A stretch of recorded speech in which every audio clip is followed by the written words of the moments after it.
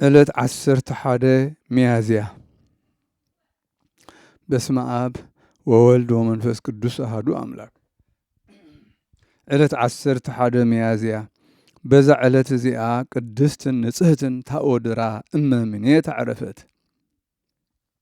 እዛ ቅድስት እዚኣ ካብቶም ዓበይቲ ተወላዱ ሃገረ እስክንድርያ ካብቶም ሃብታማት እያ። ወለዳ ክርስቲያን እዮም። ንሳ ከዓ አልባስ ምንኩስና ክትለብስ እሞ ንክርስቶስ ምእንቲ ስሙ ክትጋደል ደልየት። ምስጋና ንዑ ይኹን።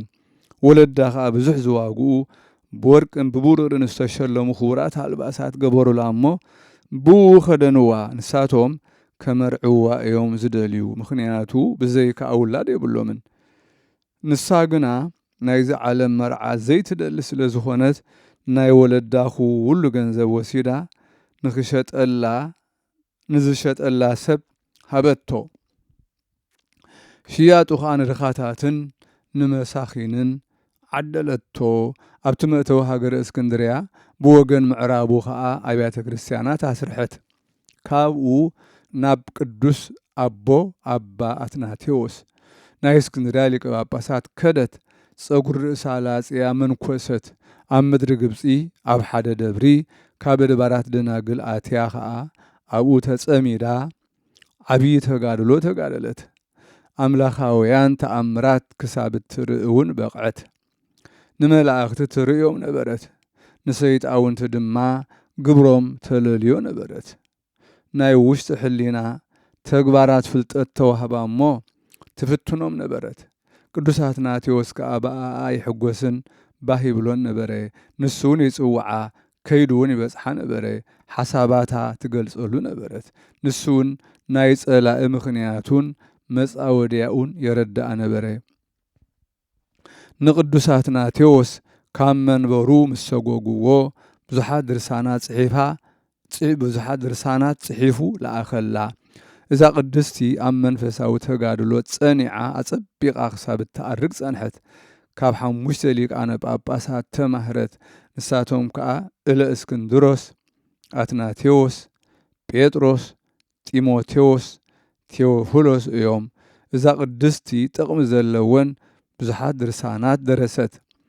እቶም ዝደረሰቶም ድማ ገሊኦም በቲ ኣብኣ ዝሓደረ ብጸጋ መንፈስ ቅዱስ ክኸውን ከሎ፣ ገሊኦም ድማ ካብቶም ሊቃነ ጳጳሳት ብዝተማህረቶም ዝደረሰቶም እዮም።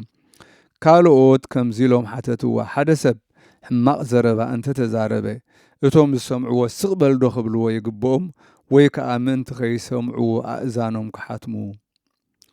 መለሰት ከምዚ ከኣበለቶም ካብዚ ዝበልኩሞ ዋላ ሓንቲ ክብሉ ኣይግብኦም። ምንታይ ደኣ እቲ ዝስማዕ ዘረባ ምእንቲ ክጽብቕ ፈጺሞም ስቕ ይበሉ።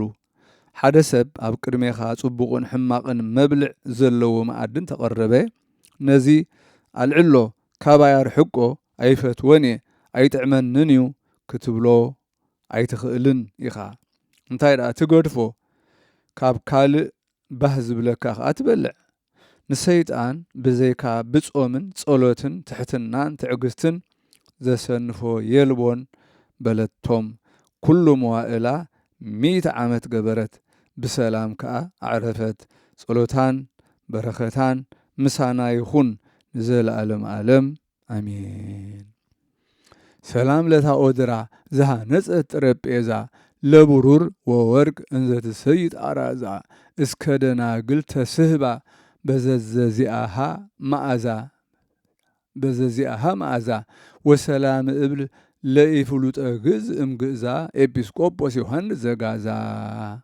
ሰላም ለታኦድራ ዝሃነጸት ጠረጴዛ ንወርቅን ብሩርን እናሸጠት ክዳውንታ ኣራዛ ደናግል ክሳብ ዝሰሓባ በትናታ መዓዛ ብጽቡቕ ግብራ ማለት እዩ።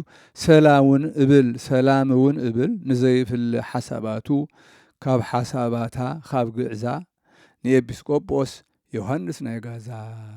በዛ ዕለት እዚኣ መዘከርታ ቅዱስ ዮሐንስ ናይ ሃገረ ጋዛ ኤጲስቆጶስን ንኣባ በኪሞስ ናይ እስክንድርያን ስምዖን ዘለምጽን ታኦድራ መኮንንን እዩ። እግዚአብሔር ብጸሎቶም ይምሓረና ንዘለዓለም ዓለም ኣሜን።